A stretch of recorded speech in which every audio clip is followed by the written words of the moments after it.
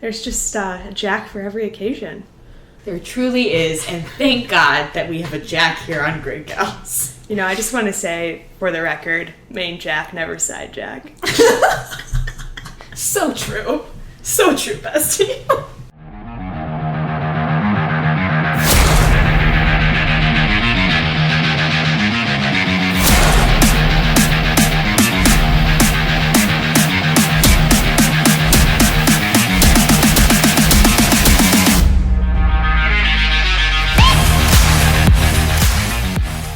Hi everyone, welcome back to the 15th episode of Grid Gals. There's no race this week, so we're going to do a little F1 for beginners, round 2. So today, what are we talking about, ladies? Well, I know we spend a lot of our time talking about the drivers, and while the drivers are very important, they are certainly not the only members of an F1 team. Really? Really. Believe It's not it just the or drivers? not. What? Shocking, I know. Those people in the garage are actually doing something? Yeah, so we thought we'd give those people in the garage a little bit of credit this episode and talk through who's in the garage, what a pit crew does, what some of that looks like during a race weekend. You know, you'll see the pit stops on camera, what's actually happening, who's doing what, and then we'll get into a little bit of, you know, what does that mean for the team in terms of strategy, in terms of budget, and break down some of the less common things that pop up during a weekend. Well, Mary, I see quite a list in front of you. So maybe you should kick it off and explain some of the team dynamics. Yeah, so there's a lot of people on a pit crew. PSA, I knew there were because you can see them all. You know, they come in, they got the cool little pneumatic engine guns, like, wee. That's not what they sound like. Oh my God. Okay, so clearly no one's hiring me to do sound effects. But there's more than 20 people on a pit crew. Now, I did not realize that. And I did not realize how many people do each job, and there are such specific jobs. Does each team have the same amount of members? For like each, like, you know, like Ferrari, Red Bull, AlphaTauri, everyone has the same? It might vary slightly because some of these people, like, there are just a number of people to do a specific task, and it'll make more sense once I start to break it down. But then there are some tasks that typically have a main person and a backup person. So maybe the smaller teams may not always have the backup person. The other thing that's really important to note is everybody on the pit crew, like, this is not their only job. So I think the number of people in the garage probably varies from team to team. Somebody like Mercedes or Ferrari definitely has more people on their payroll than Haas. I think they all have the same number, roughly, of people in the pit crew doing these specific jobs. I think where it probably varies a lot more is like the factories and the people who are off-site and not there on a race weekend. All right, I have a lot of questions. Okay. So maybe you should just go through this pit team. Yeah. So I'm just going to run through who is all on a pit crew and what they do. So first of all, one of the main things that happens during a pit stop is a tire change. One of the main reasons people are called into pit. And so you have a couple of different people who specifically support tire changes. So the first role would be a tire gunner. And so these are the people that have those pneumatic wheel guns and are just putting it on, pulling it off. And so those gunners, very specifically, there's 4 of them, one for each tire. They are taking off the wheel nut and they are putting the wheel nut on, and that is their sole job. These guns are also really cool because, yeah, I mean, like, you'll see them at any mechanic if you go to get your tires rotated. But obviously, because this is F1, it's way more badass. And they can do 10,000 revolutions per minute. Granted, I have no idea what your average pneumatic wheel gun does. I was going to ask, what is a revolution? I know I should be impressed, but, like, I don't know how much. I don't know. That just sounds really impressive to me. Also, typically, they have 8 guns per garage. So just in case a gun misfires, which, you know, I think that's what happened with Valtteri Bottas. He had that one horrendous pit on Mercedes, which I think is the absolute longest pit stop per record because the gun got stuck on the nut. It was like a 23-hour pit stop because he actually had to retire from the race. But in case a gun fails and doesn't stick to the car, they do have backup guns, one for every tire, typically. And so, in addition to the 4 tire gunners, you have 4 people specifically just removing the tires. And so they're called like a tire off, and their entire job is to just take the tire off and move it out of the way. How much do tires weigh? Like, is that like, do you need to be buff for that? Yeah, you need to be buff because you're moving fast, and they're roughly, I mean, they vary slightly depending on the tire, but it's roughly 25 pounds. Okay. And so they're kind of big, and they're kind awkward, of bulky. yeah. Yeah, to carry. Like, I don't know, I mean, I kind of lift weights, but like, you know, like, you can see like a 25-pound kettlebell, but like, it's a wheel, it's a tire. Is there a hierarchy to the tires? Like those roles? Because I know like aren't like the front tires smaller than the back tires, so like... Yeah, so they vary slightly. Everything I was reading was in kilograms because, you know, us as Americans, we struggle and use an imperial system. Everyone else in the world uses metrics. They vary from like 9.5 to 11.5 kilograms. 10.5 is roughly like 23 pounds. So you're between like 20 and 25 pounds. Okay. Roughly. So in addition to the people pulling the tires off, you have 4 more people who are designated to put tires on. And so these are the people who are bringing, you'll see them on camera, like running the tires out of the garage.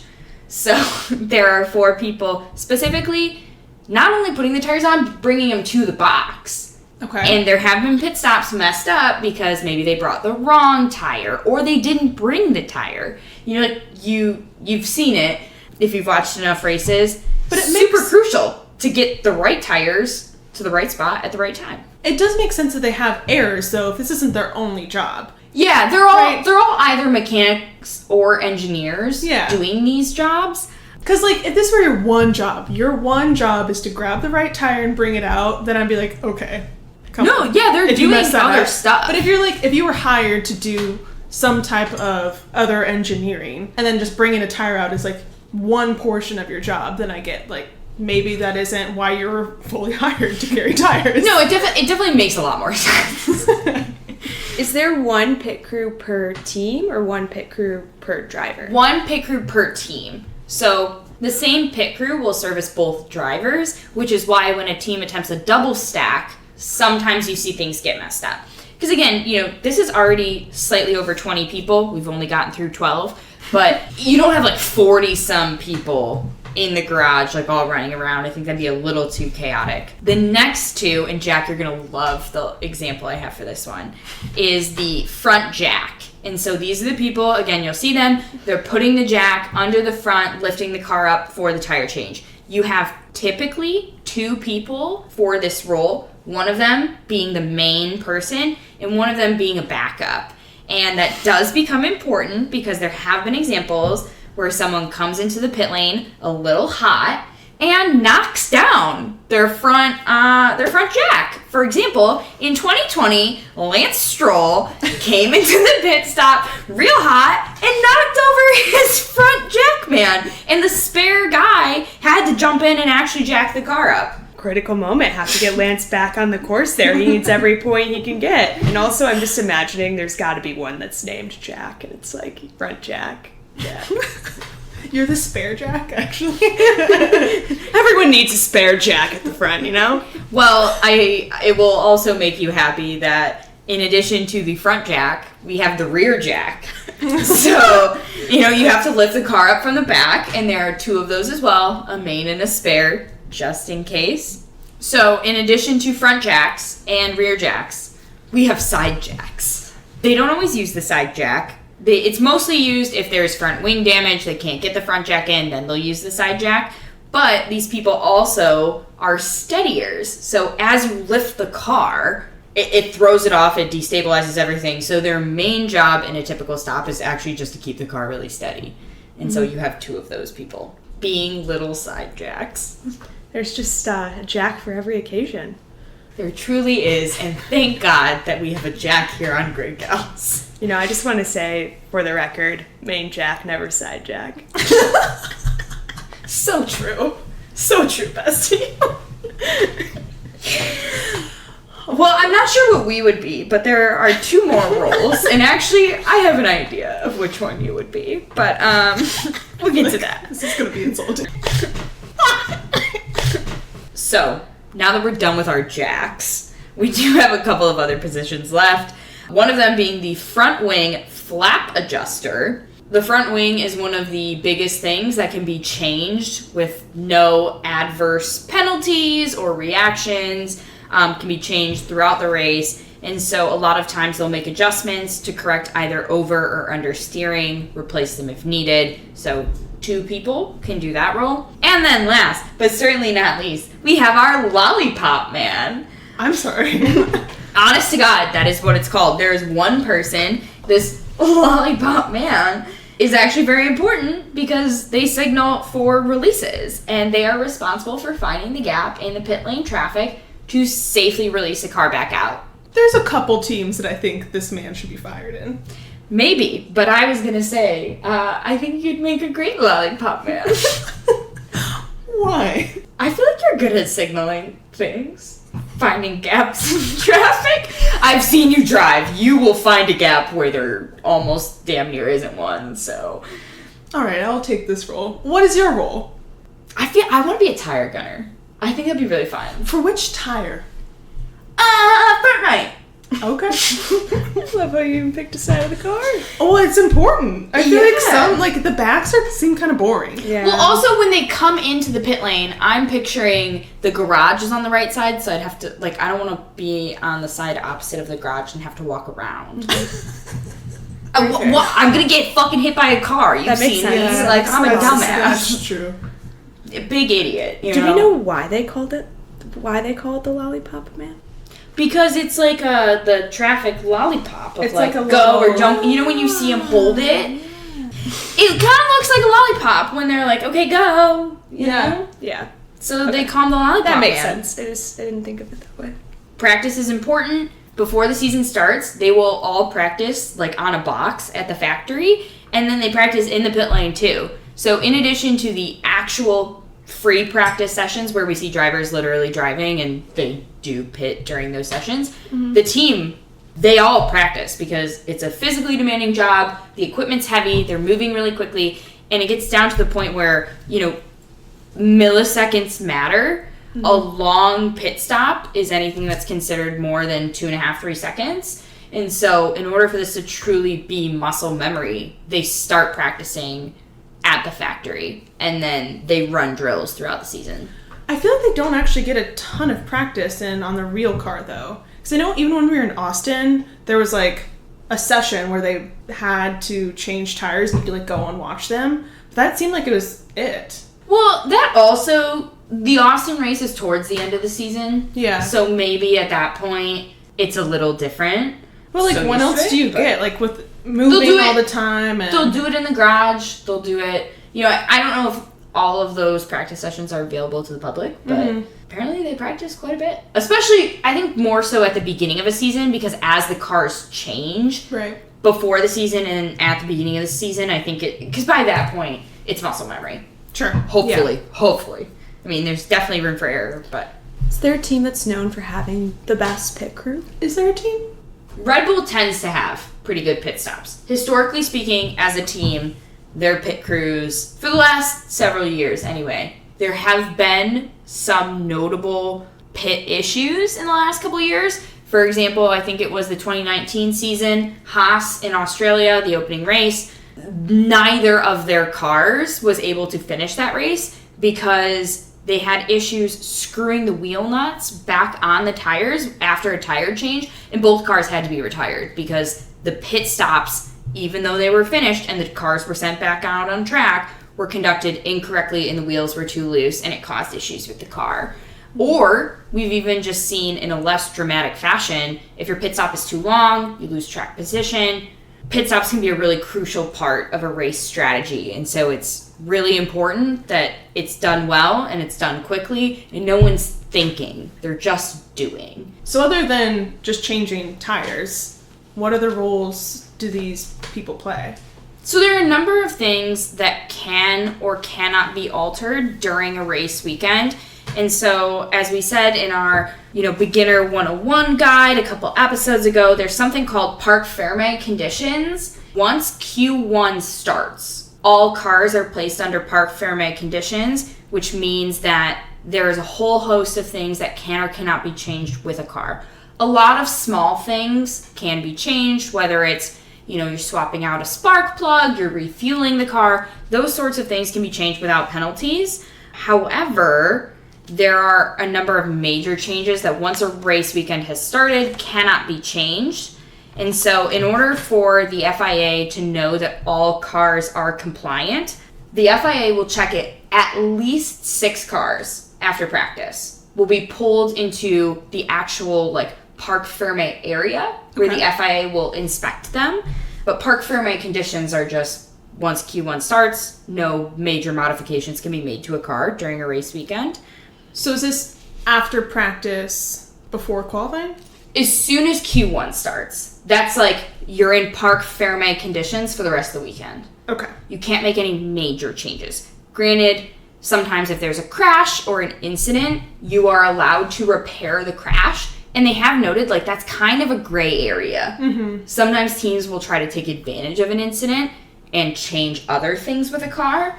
But there are pretty strict rules on when you can and can't work on your car. So after qualifying is over, teams have 3.5 hours after quali where they can work on their car for anything that's allowed under Parc Fermé conditions. And then it has to be stopped. All work has to cease, and the cars are considered sealed for the night. But then, this is a very specific rule, 5 hours and 10 minutes before the formation lap starts on Sunday, you can resume work on your car. There's a whole bunch of stuff that is allowed under Parc Fermé conditions. It's basically kind of smaller, more routine maintenance to your car just to keep it in top running condition. But it wouldn't be changing, modifying a tail or something, right? No, so you can't do any major work to the car. Okay. You cannot change anything material. It's just keeping it in peak running condition. But you can't even touch the car. Literally none of your mechanics or engineers can touch the car. So you get 3.5 hours after quali. And then that's it. Literally hands off until 5 hours and 10 minutes before the formation lap on Sunday. Which, sometimes these races typically start at, let's say noon? That's a pretty early Sunday morning for your mechanics if they have work they have to do. Do the same rules apply if they get in a crash during qualifying? So they can only have those 3 hours to fix?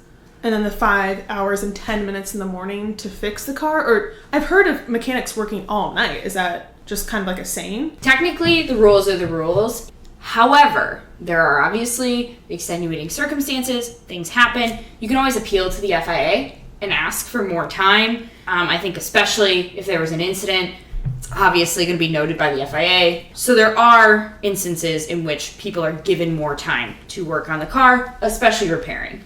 I think one of the big things I was reading was that anytime there's a major crash and you're rebuilding versus just tweaking or fixing, it's a bit of a gray area. Okay. So I think it's probably pretty dependent on the exact situation. Well, I think it's safe to say that guy that we met in Austin who was claiming to be a race engineer out at the bar before the race was not indeed an engineer. Yeah, the Saturday night before the race on Sunday? Yeah, probably, I think if you're...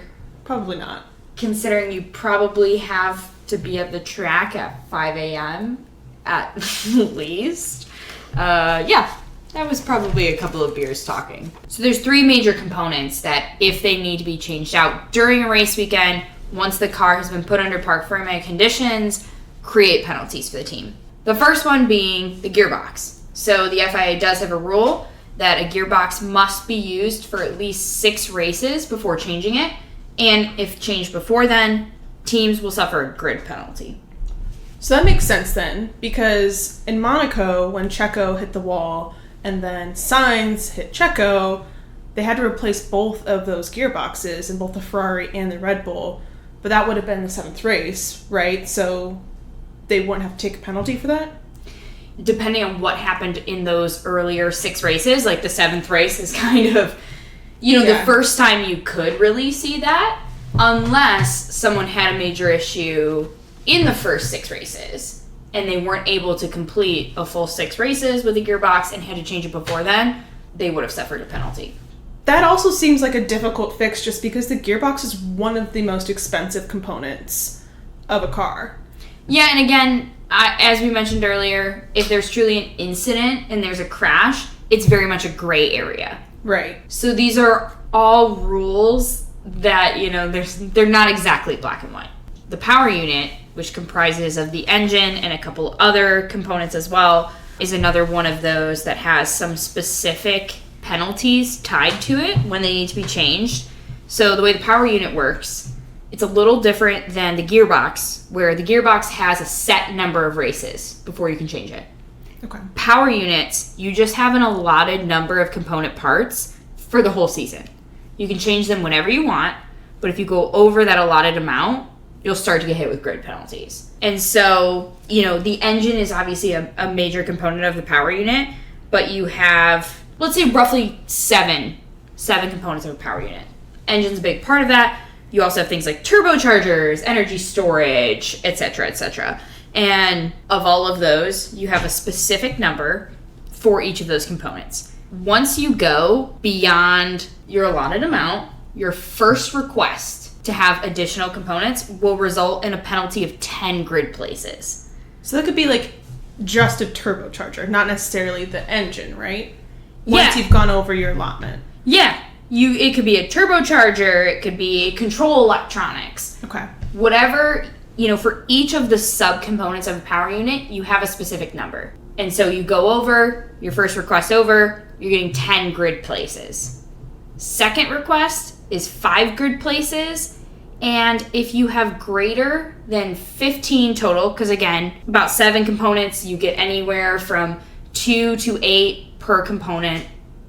Again, I'm not an engineer. This is a little technical for me, but if you go beyond that, you have to start from the back of the grid, and we've seen that before. Yeah, I think it's much too early in the season for us to have seen it yet in the 2022 season, but I think one of the most notable instances that comes to mind for me at least is last year during the Brazil Grand Prix. We saw this happen with Hamilton where he took a grid penalty because of the power unit, exactly like you said it, and had to start back of the grid, which was very entertaining for us fans because it was so close to the end of the year, and as we all remember, it was very neck and neck for the Drivers' Championship at that point, and it was kind of fun to see old Hamilton come out. And I think that's a big play for strategy, is when you choose to take that penalty because you know you're going to need a power unit. And when we saw Hamilton take that power unit, the rest of the season he did really, really well because he did have a new power unit. Yeah, I was reading an article about this, and Mercedes notably has made some of those changes in the past, and they were talking about how they did that with Bottas. They made that choice because they wanted more power towards the end of the season. So yeah, I think it does play into the team strategy a little bit, taking that penalty for a race, but the hope is that you'll be able to, perform better for the rest of the season if you do take that penalty in one race. Yeah, and I think it's interesting because they've said that different teams and their cars perform well at different types of circuits. Sure. So I'm sure that plays into the strategy of if you're a team that does really well, if there are a lot of turns, for example, maybe you choose to take a new power unit on a track that has a bunch of turns because you'll perform better than a team that does really well on a bunch of straights, for example. Right, and that almost seems like one of the long plays. I know we see a lot of shorter term strategy calls in any given race. So when we look at, tire management, when they're called into pit. Yeah, so I think that's a good point because we've talked a lot about some of the mechanics of pitting, what that looks like, what some of the penalties are. But I think another good thing for us to cover here in Formula One basics is some of the basic strategy decisions. Like you said, I think a big component of that is tire management. We hear it a lot during race weekends. At a high level, like what is tire management? What does that mean? And how does that play into the strategy of a race weekend? Yeah, great question. So glad you asked. So yeah, we talk a little bit about, and we have notably said this about certain drivers being better at tire management than others.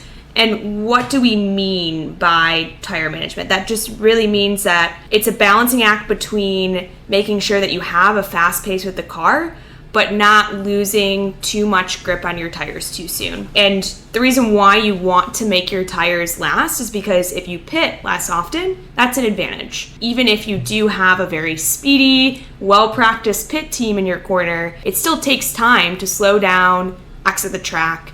And that can be critical when you're fighting neck and neck for a certain position and as it gets closer to the end of the race. Tires are worn out by a couple of different key things. Track conditions, so abrasive tracks, for instance, prevent slip, but they're going to cause your tires to wear faster. So you're going to have to naturally pit more often if the track itself has more abrasive in nature. I think we saw this last weekend, weather conditions, and also too when it's really hot on the track. So higher temperatures mean that you're going to have faster wear to your tires. So that'd be a different strategy call for almost every single race, right? Yeah. Given temperature, track conditions. Yeah, and that's why you see a lot of the teams collect data during practice. There's so many different things that cause a tire to wear. That's why practice is so important, because even if you've raced on that circuit before, you're going to have different weather conditions. That's why everyone at Monaco this weekend was freaking out, because it hadn't rained during practice. They had no data to understand how the tires were going to wear.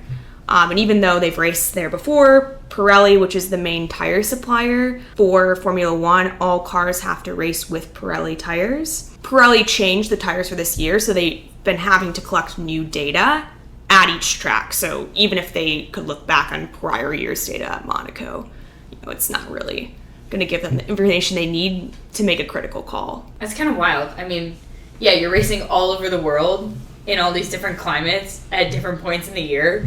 That's nuts. And then we see drivers start with different tire compounds.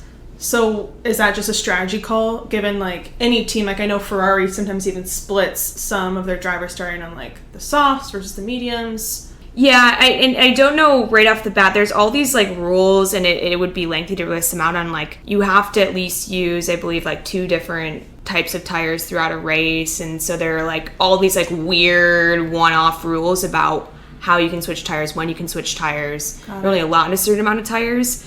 And to truth be told, I'm not, off the top of my head familiar with all those specifics, so that goes into it. But you're absolutely correct that sometimes it's an interesting strategy call on whether or not they're going to make 1 stop or 2 stop. Because you hear us talk about like hard tires versus softer tires. Obviously, softer tires are going to allow you to be able to grip the track better, but they're going to wear more frequently. So they're going to require you, even though you can get a better pace on them, they're going to require you to change your tires more frequently. So like a soft compound tires, you're probably only going to be able to use for 10 to 15 laps. Whereas a harder tire, you're probably going to allow it, depending on the driver, it can be anywhere from 25 to 60 laps, which is a huge discrepancy when you're trying to plan out for a race. So if you're Checo, it'll be on the longer end there. So Right. Is that why drivers usually opt for soft tires in qualifying then? Yes, because you're going to be able to get a quicker or faster pace on those tires. So as long as they don't have to last, Right. soft tires are the fastest. Correct. It's going to allow you to have more grip. Because we've also heard drivers complain about warming up those tires. I know especially this year, they don't like using, is it the hards? I think so. Yeah, I've definitely heard that on the team radios about they're taking a while to warm up, or, you even see them doing those little, like, darting back and forth on the track to get temperature in the tires. Like, what does that mean? I think from what I can tell, if the tire has heat in it, it allows it to grip the track a little bit better. So it allows them to get better performance out of the car. Take notes for when we go on our drive. We're going to be warming up those tires, making sure they're grippy. I feel like this is just a good excuse for you to swerve all over the track. You're gonna be like, yeah, I'm just warming up my tires.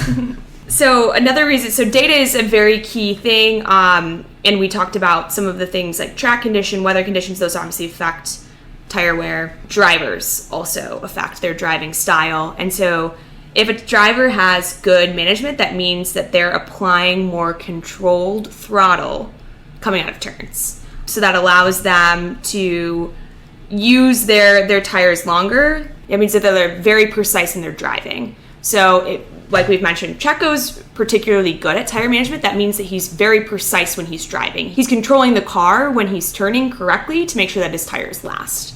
So you're saying they don't just like have an insane lead foot and they're ripping around these turns. Exactly. There's some give and some take there. And a lot of times too, why we've talked a little bit about how drivers having experience is helpful. Because a lot of times too, drivers will know when they need to change the tires based on feel. Because we've talked about this in prior episodes. Tires have what's called a cliff, and having an experienced driver means they're able to see that the cliff is wearing before it actually happens, so that they never lose control of the car on the track and they're able to call into pit. Right, so they can feel it before the engineers can see it in the lap time. Exactly. That's why too, having experience on the track and driving just allows you to know when that's going to happen prior to it happening. So it's a little bit of a combination between some of the data that the engineers are able to collect, but also the driver being able to tell by just purely based on feel. Yeah, because there are times during a race weekend, even the commentators will point out that someone's tires like are really, really getting shredded, or they're being worn. So are you saying basically like the drivers can feel that almost before you can see it? Yeah, they can feel it sometimes that the cliff is wearing. They don't feel like they have the grip that they're supposed to have, and they need to change. But a good driver will know before it really affects the performance or the pace of the car, which is key because younger drivers just won't know until they lose control of the car, and then that's obviously going to affect their time and their pace before they pit. Mary, since you love fun facts so much, I have a fun fact for you. Hit me with it. Following close behind another car makes your tires wear faster. So if a driver is following very closely behind a car, it makes them... So why? Why is that? A little over my head, something to do with the dirty air is what what I could read, but basically picking up the wear from the car in front of you, just your driver or your car wears faster. So clearly there are a lot of different things here in terms of maintenance, in terms of tires, in terms of how you run a race weekend that all play into a team's overall strategy for the weekend. You know, it's obviously you have your engineers running data, you have weather, you have all of these components, you have maintenance. There's just a lot of things happening at once that play into strategy. But I think when you think of the season more broadly, there's also an overarching season strategy. So in addition to your race weekend strategy, you have to think about the season, especially in terms of both championships. And I think one of the areas that we haven't really touched on is the fact that all of these decisions cost teams money. And one of the big changes in 2022 has been around budget and budget caps and what that means for your overall team strategy for the season. Right, because the budget cap went into effect a couple years ago, but they've been decreasing it. And I'm sure if you follow any F1 news, you'll see that some of the big teams are already complaining about the effects of inflation and that effect on the spend for the year. But I feel like there's a lot that goes into the budget, so maybe that will be something we save for another episode. Yeah, I mean, honestly, I feel like we could do an entire episode just about budget. And there's a lot of drama and a lot of politics surrounding a budget, so I feel like that would be a good one. A spicy one to save for another episode. Yeah, because I've even heard some things about some of the bigger teams complaining. They're like, we won't make it through the season with this budget cap. Like, we'll be sitting out the last couple races. And, you know, like, how much of that is them just being dramatic versus, like, how much of that is a legitimate concern? I don't know. We'll have to do a deep dive. Here on Grid Gals, we are big fans of investigative journalism. We will get to the bottom of this. Don't you worry. Don't you worry your little mind, Grid Gang. I will personally find Christian Horner and put him up against a wall and tell him to tell us. Well, that's the main thing is like Christian Horner is the person that's been saying a lot of this, and I feel like he might not be... No, Ferrari has too, though. Like... Yeah. They've all been bitching. All the big boys are bitching. Yeah, we're definitely going to have to do a budget deep dive at some point in this season, especially when we start seeing it affect the teams. Yeah, I think towards the end of this season, it's going to get spicy. So clearly, we have a lot more to talk about. But If you like what you've heard today, and if you'd like to hear more of it, please follow, like, subscribe, leave us a review wherever you get your podcasts, and visit us at gridgals.com for links to all of our socials. You can hit us up via email or our contact page. Let us know more of what you want to hear about. Comments, questions, concerns, anything. Honestly, we'd love to hear from you. We love you guys. We wouldn't be here without the Grid Gang. So hit us up. Let us know. We'd love to hear your feedback. And that's a checkered flag for this session. We'll see you back on the grid next week.